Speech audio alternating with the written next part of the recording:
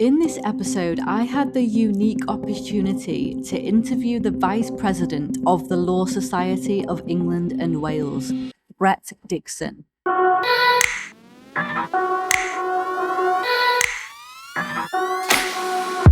think probably the first thing to say, and it'll sound a bit BBC, there are other providers as well as Anthropic, but the point leads into another issue. So when I was talking to some PI lawyers, because I still deliver some training for PI lawyers, firms that I've always helped out, they've bought into something called Co-Counsel. And they're all very excited about it. They're quite a tech-forward firm, to be honest. And generally people were saying, so this is 6 months later, I'd been back, I said, how's it going? They said, it's okay. That was what they said. It's okay. So they've gone from this hugely, it's going to change everything, we'll be fine, no problem, we're ready for the future, to, yeah, it's okay. Which doesn't mean it's terrible, but does that dose of reality come in? But I mean, back to your question, when you think about this, the large language model depends on what information goes in. And much of that is across the water in the Atlantic. So a bigger bit of water than what we usually talk about. So all the way to America. A lot of that comes from, effectively trawling the internet, putting information in. There's no control over what information goes in. I think you've talked to Sarah Stevens, Sarah Stevens, who I work with on the OPRC as well at some point. And, she built this system in Tanzania. And one of the things that came out when we were talking about it is that not many things are either written down or put on the internet in Africa. And when you looked at the percentage of, in effect, African content that goes into a large language model, it's very, very low. So if you ask AI a question, it's going to answer it on the basis of the information it's got. And what people want are local solutions. So if you are in Africa and you ask it a question, it's probably going to, recommend Coca-Cola products, for want of a better way of putting it. It's going to give you a very Western American centric answer. So to some extent, what goes in, there is a degree of control there. But the use of AI, properly done within the legal system, is not about asking it to make decisions. In fact, there's a risk in a common law system in allowing it to make decisions. We end up with the law not developing. So if you're using it in an administrative function to augment, and the ultimate decision about what then happens with the information it's packaged up for you and given you in a more accessible format, then that's really important, because the human in the loop has another function there. It keeps it more like what your justice system expects to see as your version of justice. I think that's why, some proper thought as to how, we sit as a country within how large language models are trained and how we think about what goes in really matters. I talked about, I was asked to talk about gender bias when I was in, it sounds like place dropping again, in Vietnam for Law Asia. So I was the only male member of a, other than me, fully female panel, which was actually a really nice role reversal and a nice experience, because just different thought processes and things like that. And I think I scared the person from the Law Society when I said, that speech you've written me, I've rewritten it, some bits of it. What are you going to talk about? Well, I'm going to talk about the Hillsborough disaster, and I'm going to talk about the Supreme Court decision on gender equality and the Equality Act, which is not what you want to hear from someone you've never heard speak before. But the point about the Supreme Court decision was quite simple. It wasn't about taking sides or having a view in relation to that. But if you allow somebody to take a decision as to what goes into a large language model, then the obvious point is that they also decide what doesn't go in. So somebody could decide that they didn't agree with what is a very polarized discussion about a particular issue and say, well, we're not going to put that in our large language model. So the next decision that's made, if you allow AI to make decisions rather than augment intelligence, you end up with an outcome that doesn't take that into account. And someone has effectively overruled the Supreme Court, which is the highest court in the UK. Now, that's okay if Parliament does that. If Parliament said, you know what, we're going to overrule that decision of the Supreme Court. But that's not how large language models are trained. So exclusion of data can matter just as much. So that, yes, there is a risk, but I think that has to be identified, recognised and managed. I would love to touch more on what you mentioned about the bias side of things, because not many people actually talk about this. And I think you specifically are coming from a unique authority to talk about it. So I'd love to take advantage of speaking to you about that, if that's all right with you. Yeah, no, that's understandable, yeah.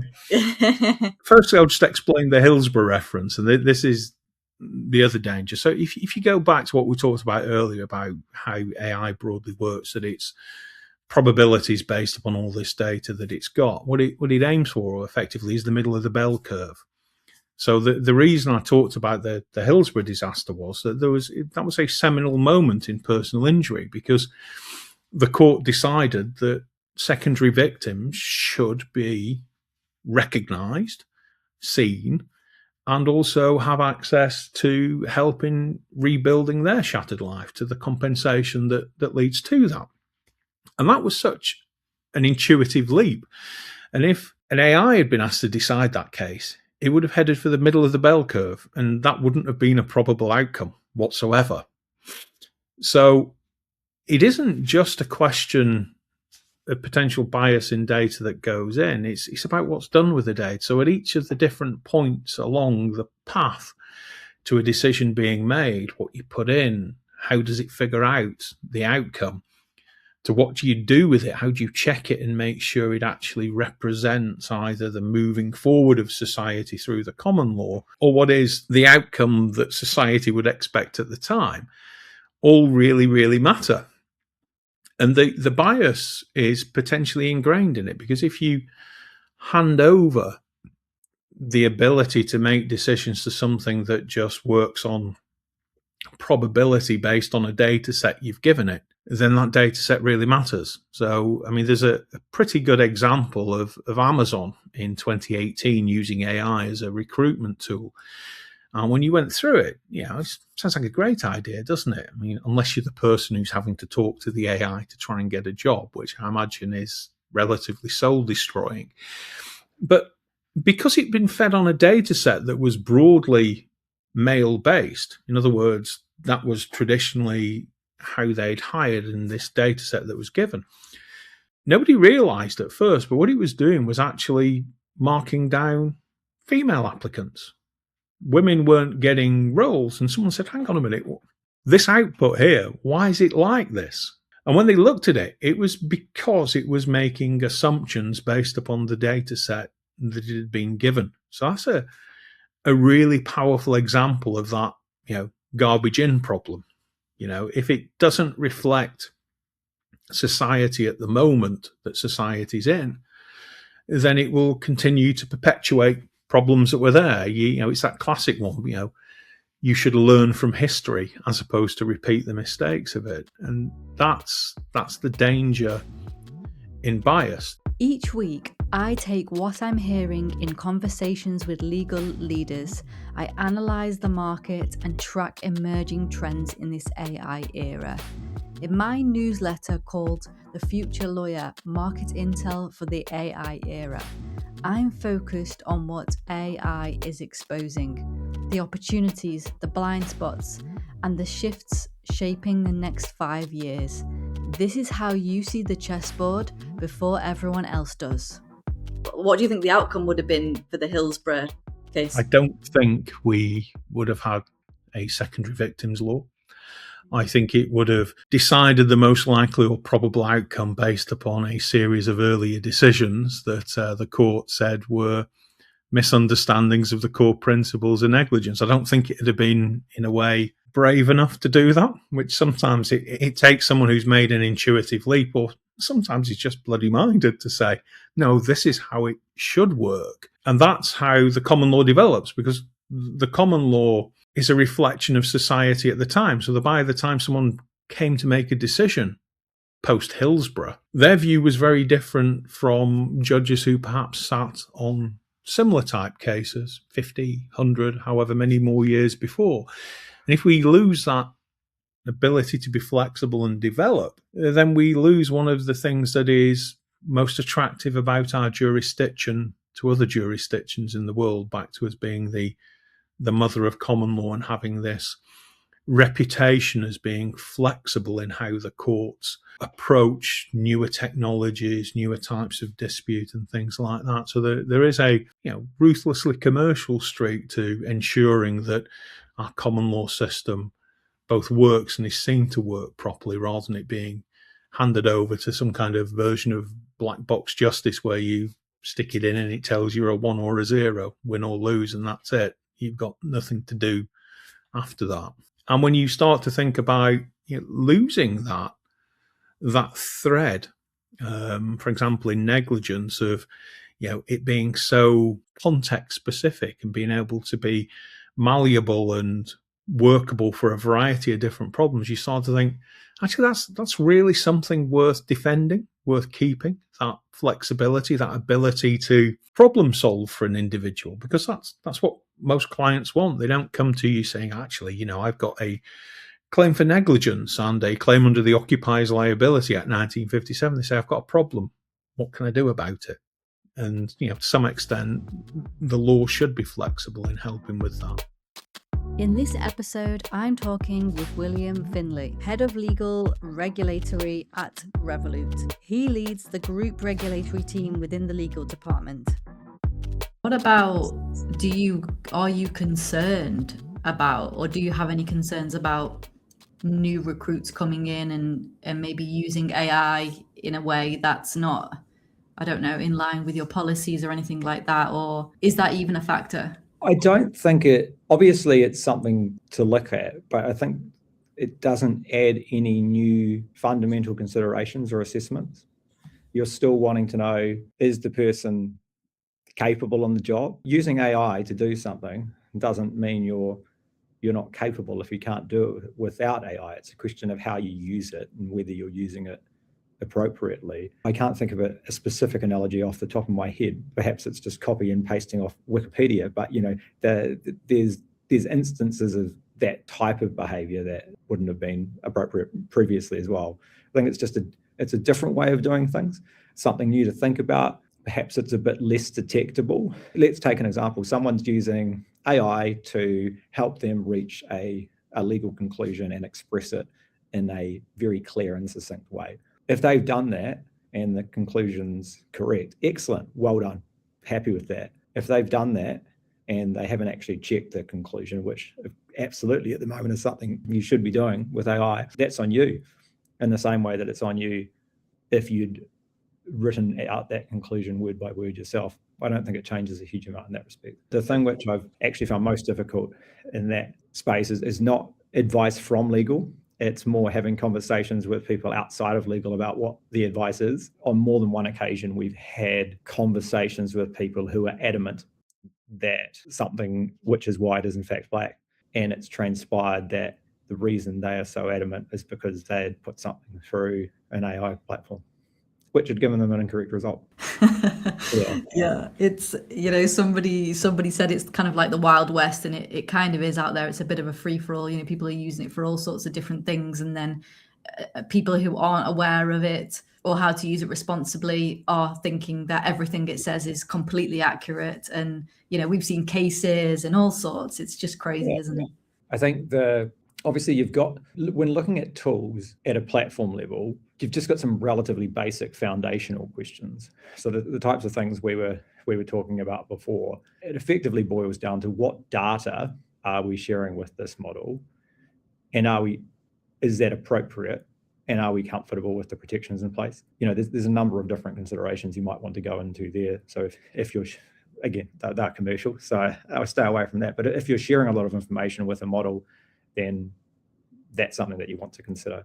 How much value am I giving this model and teaching it, and what am I getting out? How do you decide when AI is saving time and a real benefit to use, and when it becomes a bit riskier? I know you've mentioned data, but are there any other kind of factors that you consider? So I think the analogy I've just given, I was kind of thinking about our regulatory obligations when I gave that. So, when you're having those conversations with a regulator about a regulated process, those are the types of considerations that you're balancing. To generalize, what a regulator wants to see is they want to make sure that you're meeting your regulatory obligations and you've got processes and controls in place to make sure you're meeting those obligations, and that any decisions that you take in relation to changing any of those things go through an appropriate governance process.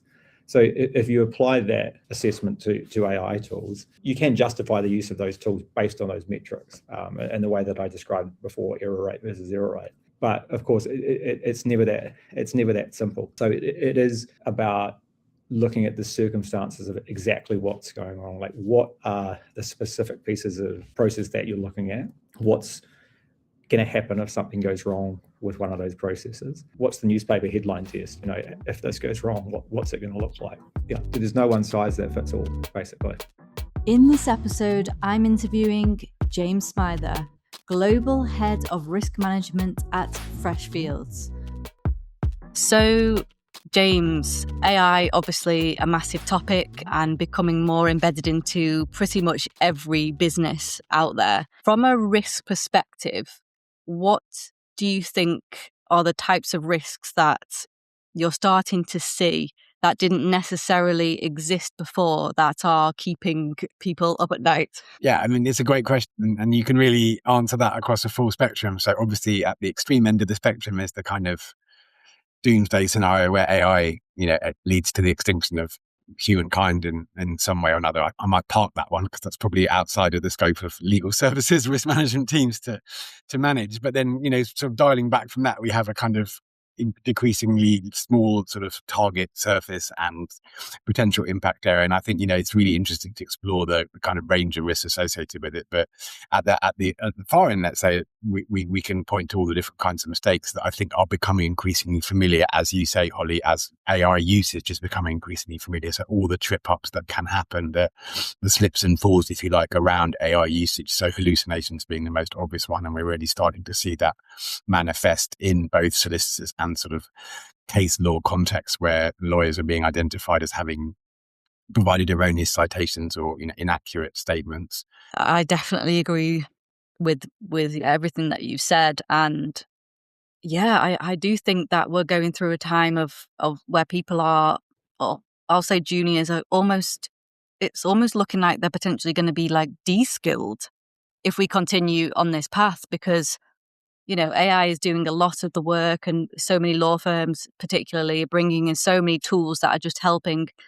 I think if it was me, I would probably start training juniors on human skills more and not even introduce AI at all, because I think it's a risk. We're talking about risk and compliance. I think it's a risk to actually bring in AI from day one for them to use, because they really, really need to learn the human skills, number one, but also learn their role where technology is not involved. How that works in practice, I don't know. Whether that would even work, I don't know. But I think it's so important, these types of skills. But at the same time, there are fundamentals of the kind of education that you or I would have had, Holly, and anyone above that AI native generation who's learned how to read a document from start to finish, synthesize it, summarize it, make, or absorb information from multiple documents and produce a summary or produce executive summary, bullet points, take a note of a meeting, all these basic skills that junior lawyers have learned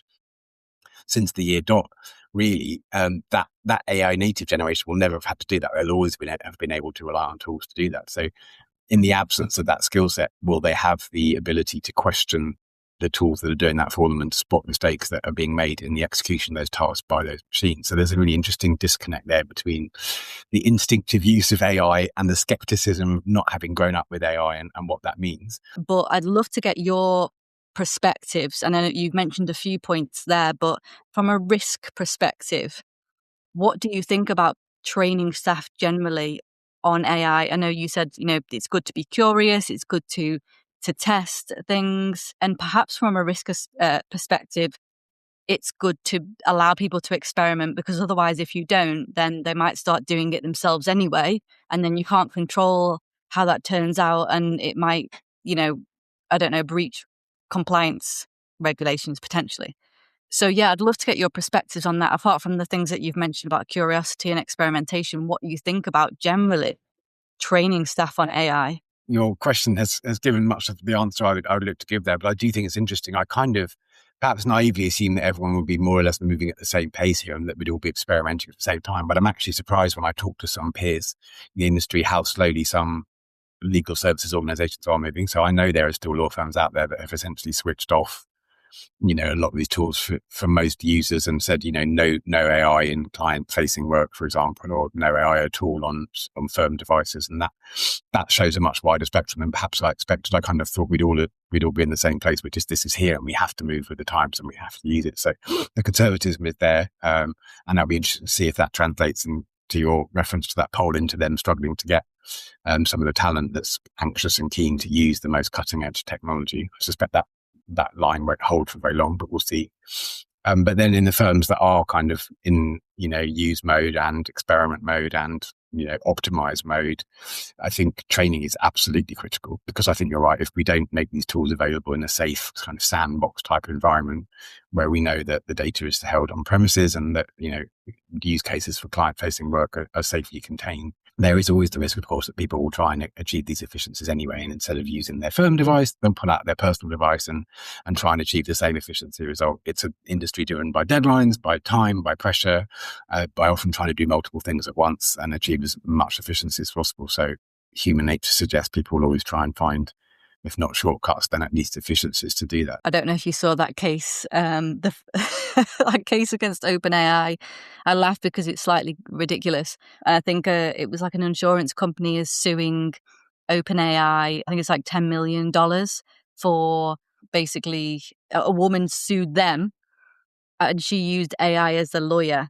She fired the lawyer and then basically sent all this documentation to the insurance company, and it was all wrong, incorrect stuff. So the insurance company is suing OpenAI because they basically spent hours going through all this documentation. It was incorrect and not wrong cases and these things. And it's like, we all knew that we can't rely on ChatGPT and AI. Well, not now, not at this point anyway. I mean, apart from, I don't know about legal tech like Legora and Harvey. I don't know, but probably we can rely on it. I've never used it, but ChatGPT for sure. And people get a bit surprised when they get the wrong, incorrect answers from AI.